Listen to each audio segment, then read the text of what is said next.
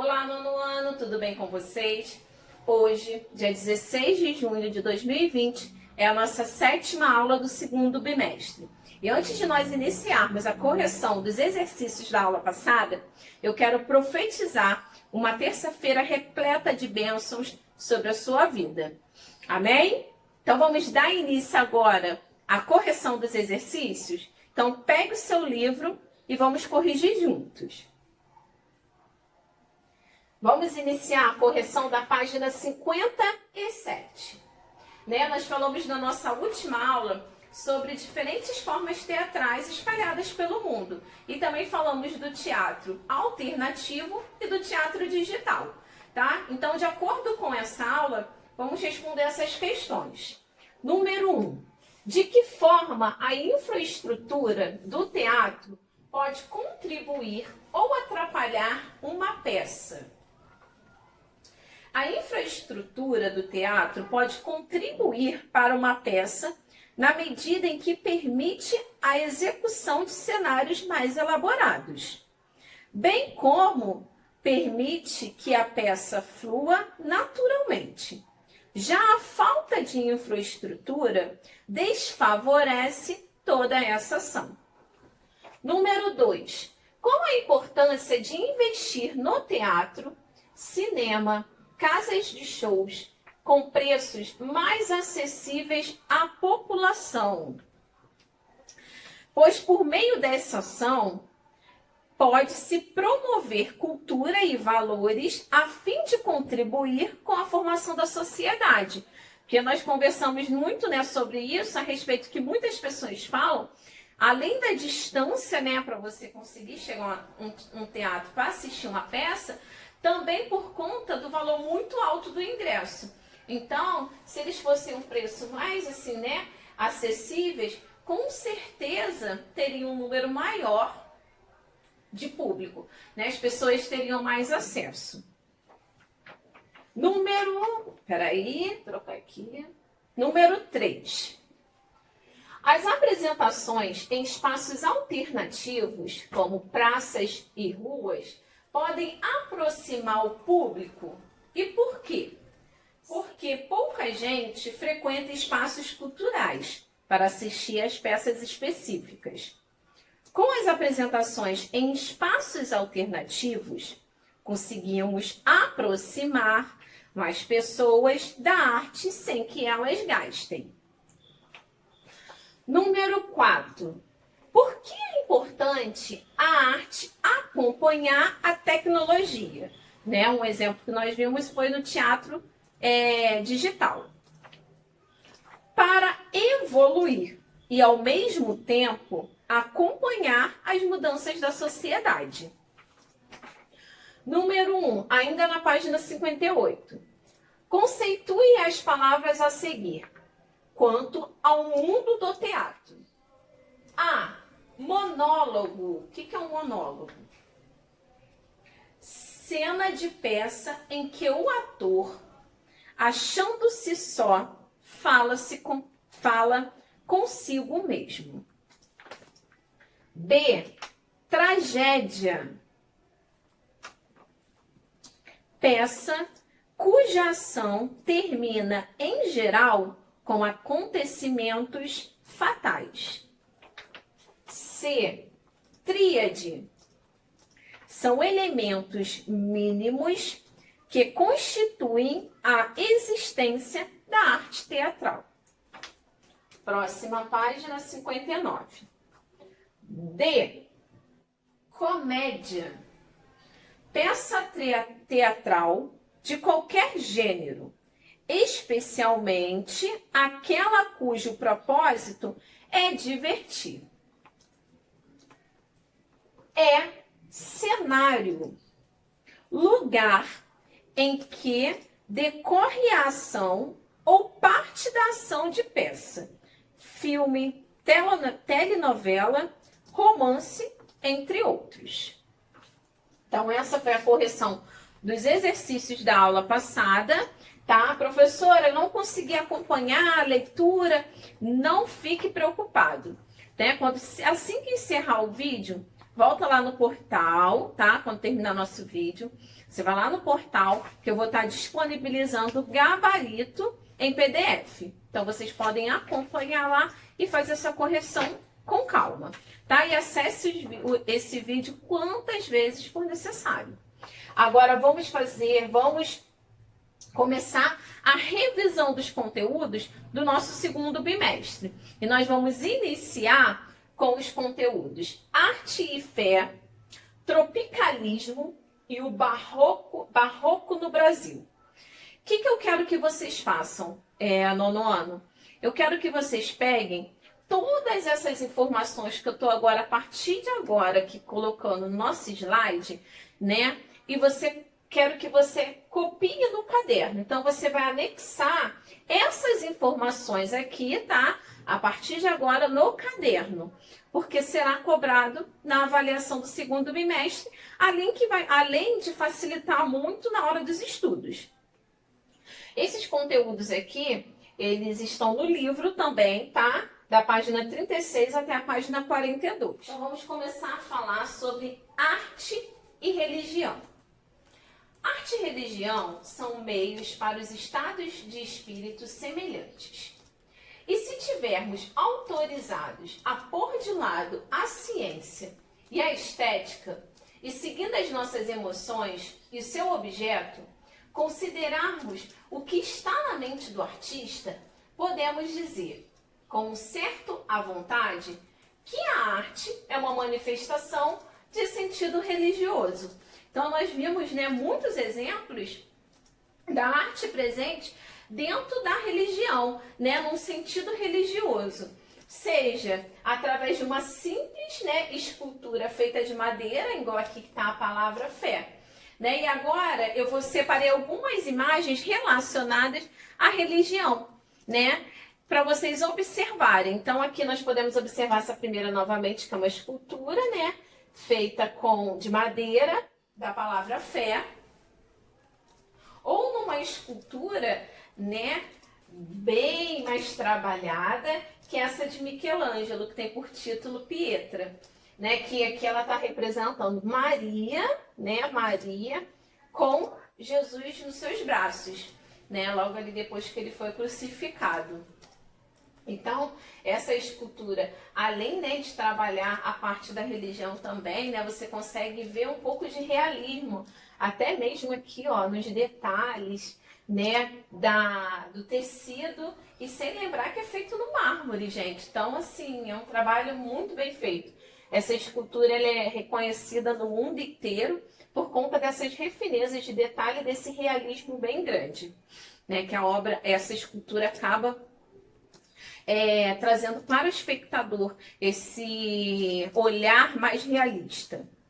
Agora vamos observar outro exemplo aqui, é dentro das artes gráficas, do design gráfico também.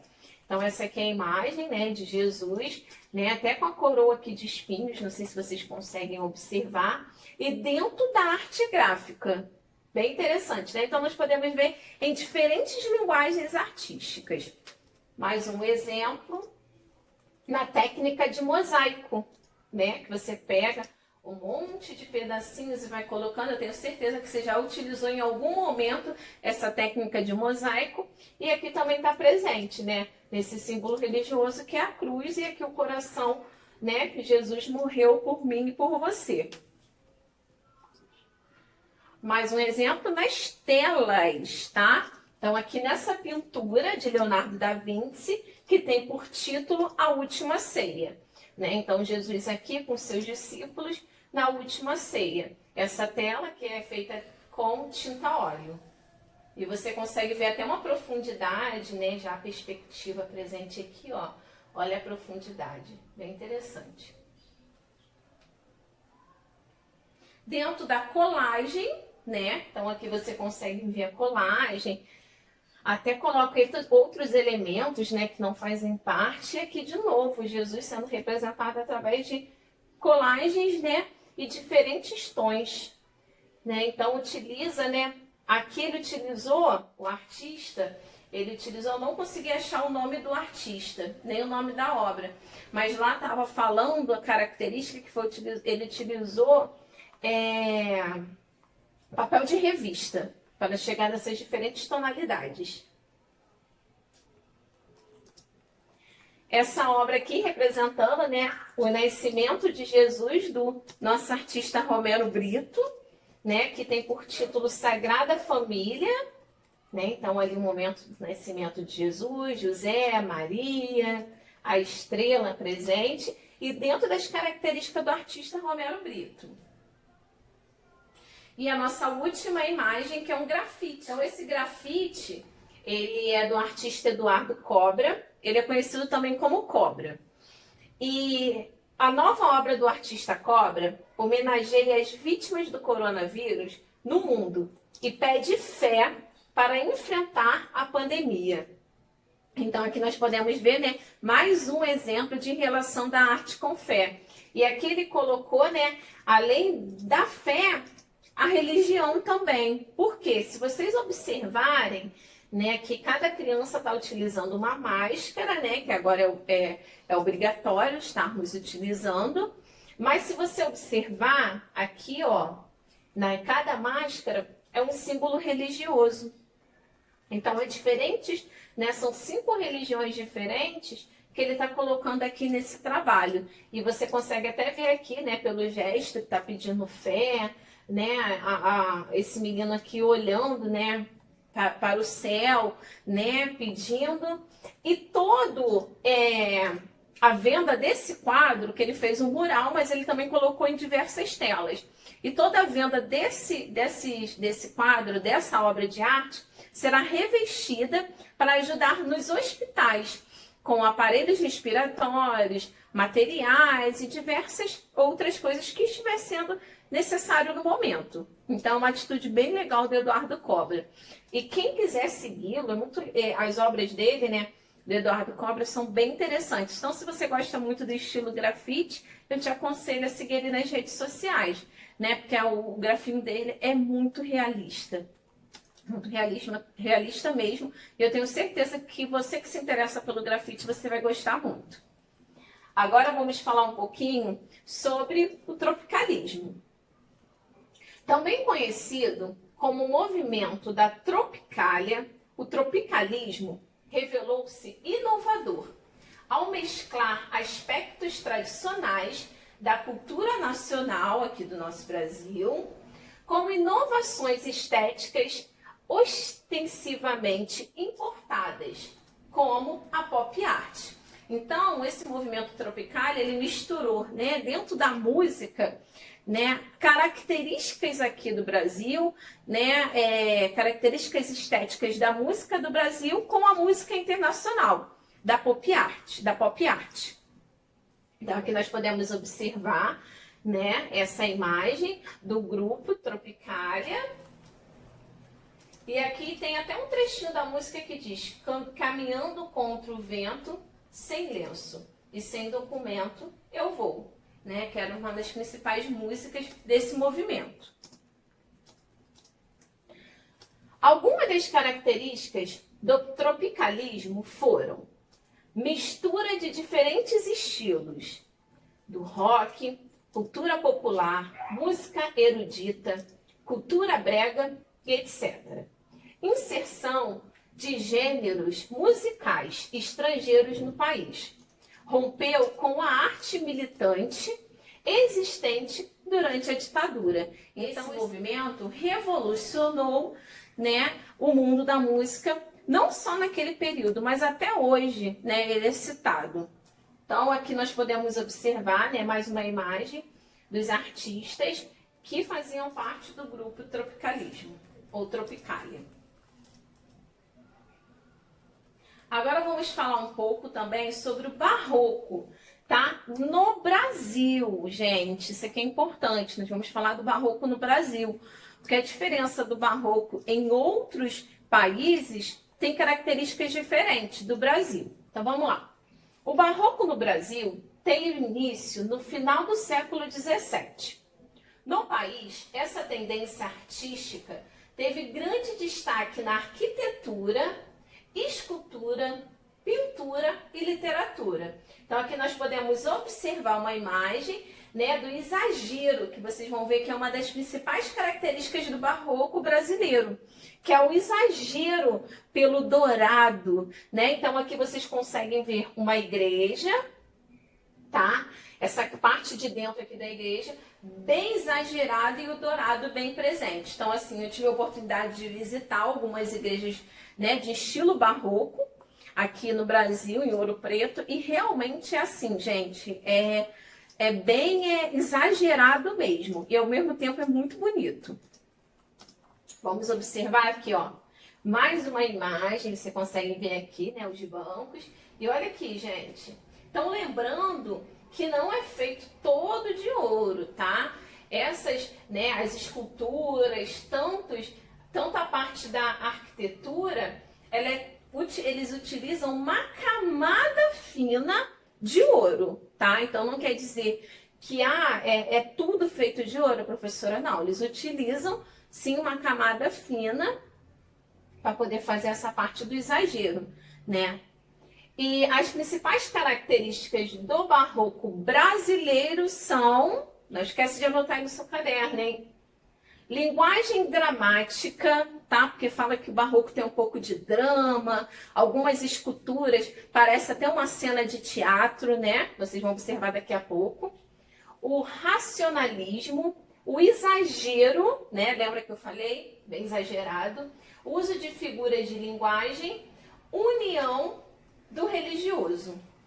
Essas são as principais características. Agora vamos observar essa escultura, tá? Que eles fizeram do artista Aleijadinho, que é o principal artista do barroco brasileiro, e ele utilizou uma camada fina de ouro, tá? Então ela não é toda feita de ouro, ela é feita de pedra-sabão, mas tem uma camada fina de ouro. Outra escultura também do artista Aleijadinho, que tem por título Cristo Congonha. Então a parte que está mostrando a crucificação de Jesus Cristo, né? Ele carregando a cruz ali, não a crucificação, né? Mas o momento que ele está caminhando para a crucificação e ele está carregando a cruz. Então vocês conseguem ver até aqui a coroa, o detalhe, né? E consegue ver, olha só, gente, olha o detalhe aqui, ó, na roupa dele, que realmente dá a impressão que ele está utilizando um tecido, que não é uma escultura feita numa pedra-sabão. Outro detalhe, gente, rapidinho aqui. Olha aqui o detalhe da mão. Então é bem realista as obras de Aleijadinho, bem mesmo.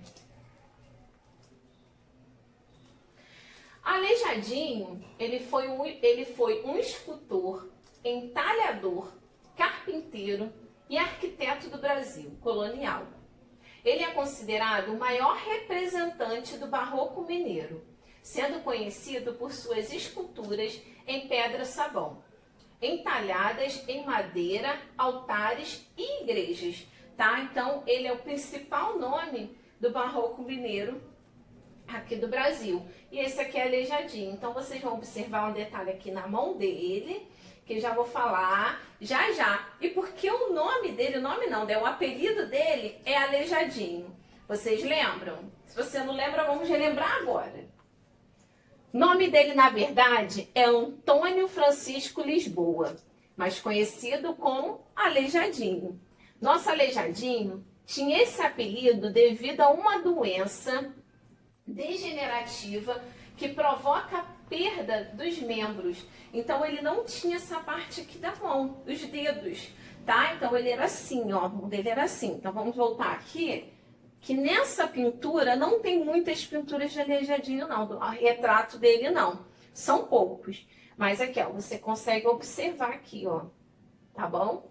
O detalhe aqui das mãos. E mesmo assim, né, Aleijadinho, ele não desistiu. Ele lutou para o que ele queria, né, que era fazer escultura, se tornar um artista, e fez diversas obras com referências de detalhe. Então, gente, ó, vou até voltar nessa aqui, de Jesus, né, todos esses detalhes feitos por Aleijadinho, mesmo sem os dedos, né? Então, assim, é um exemplo de superação. E aqui essa escultura por completo.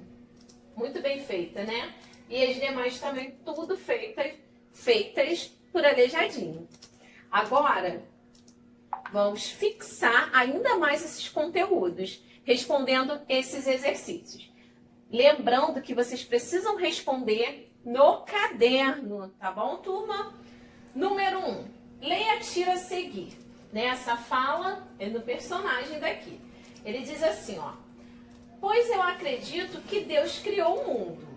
Aí a menina fala: pois eu acho que Deus é fruto da imaginação humana. Aí perguntaram: e você, Dinho? E ele respondeu: eu respeito as crenças de vocês, tá? Então, independente, né, da minha religião ou da sua religião, tem que haver um respeito, né? Então, os artistas, né, o mundo da arte, ele diz muito, né? Nós falamos muito sobre isso, de respeitar a religião do próximo. A fé é retratada por meio de diferentes linguagens artísticas. Escreva com atenção e coerência sobre a ligação entre arte e fé. Bem fácil, né? Hoje nós vimos muitos exemplos, então vai ser fácil você responder. Número 2. Entre as propostas estéticas do movimento tropicalista ou Tropicália, pode-se destacar a. uma forte rejeição à contracultura e ao uso de elemento rock and roll. B. O uso de elementos exclusivos da cultura primitiva dos índios brasileiros. C. O uso da linguagem pop, que pode ser atestada inclusive na capa do álbum Tropicália. Ou letra D. Ruptura total com a tradição da música brasileira, com o samba e a bossa nova. Então, apenas uma resposta dessa é a correta, que está de acordo com as propostas estéticas do movimento tropicalista, tá bom? Apenas uma.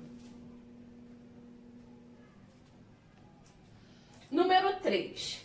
Um dos grandes mestres do barroco mineiro, que se destacou tanto na escultura quanto em projetos arquitetônicos, foi Antônio Francisco Lisboa, conhecido também como Aleijadinho. Esse artista recebeu tal apelido em decorrência A. do fato de ter uma perna amputada, B. de ter nascido sem um dos braços, C. das gangrenas que provocavam deformações em seu corpo, sobretudo nas mãos. D. de ser manco de uma das pernas. Qual é a alternativa correta? Tem apenas uma, hein? Marca correta. E número 4, complete a frase. A. O é claramente associado à religião. Pontinho, pontinho. Então vamos lá. Que movimento é esse aqui que eu tô fazendo referência, hein? Tá bom? Eu tenho certeza que vocês irão tirar de letra. Então por hoje é só. Nos vemos semana que vem. Fiquem com Deus.